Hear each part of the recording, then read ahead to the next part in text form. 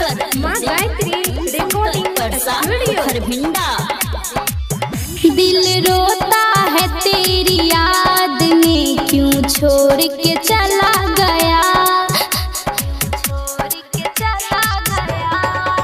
दिल रोता है तेरी याद में, क्यों छोड़ के चला गया। दिल रोता है तेरी याद में, क्यों छोड़ के चला गया। शीशे जैसे दिल को, शीशे जैसे दिल को क्यों तोड़ के चला गया। दिल रोता है तेरी याद में, क्यों छोड़ के चला गया। दिल रोता है तेरी याद में, क्यों छोड़ के चला गया।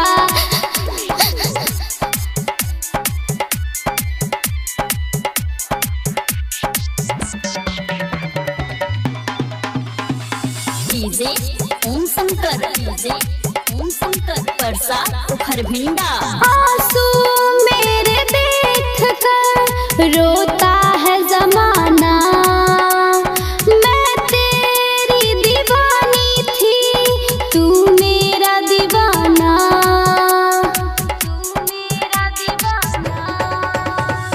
आंसू मेरे देख कर रोता है जमाना, मैं तेरी दीवानी थी तू मेरा दीवाना।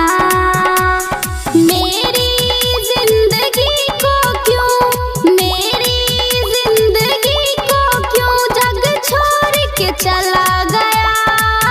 दिल रोता है तेरी याद में, क्यों छोड़ के चला गया। दिल रोता है तेरी याद में, क्यों छोड़ के चला गया।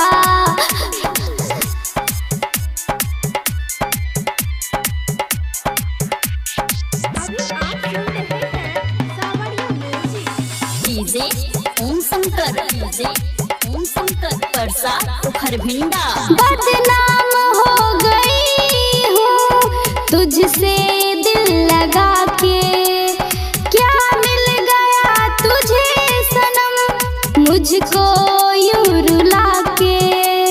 मुझको यूं रुला के बदनाम हो गई हूँ तुझसे दिल लगा के, क्या मिल गया तुझे सनम मुझको यूं रुला के।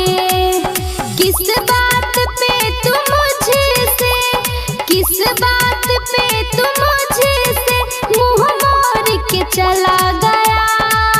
दिल रोता है तेरी याद में, क्यों छोड़ के चला